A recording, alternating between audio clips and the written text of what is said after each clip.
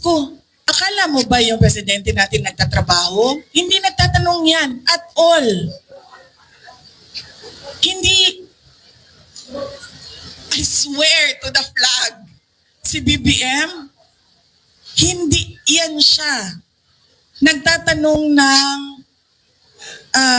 trabaho at all. What?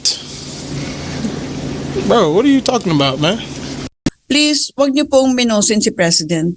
The President reads and reads a lot. In one cabinet meeting, he was talking about blockchain technology and I look around the room, parang ilang piraso lang kami nakakaintindi ng sinasabi niya. Ilang piraso lang kami nakakaintindi ng sinasabi niya. No, ako nga, ang tagal-tagal ko maluna kung ano-anong binabasa ko dahil hindi ko siya naiintindihan. So, ang presidente po natin, binimenos niyo sa dahil sinasabi niyo wala siyang natapos. Hindi po. The president reads, no? Believe ako talaga sa energy ng president po.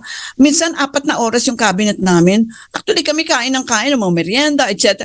President hindi kumakain, no?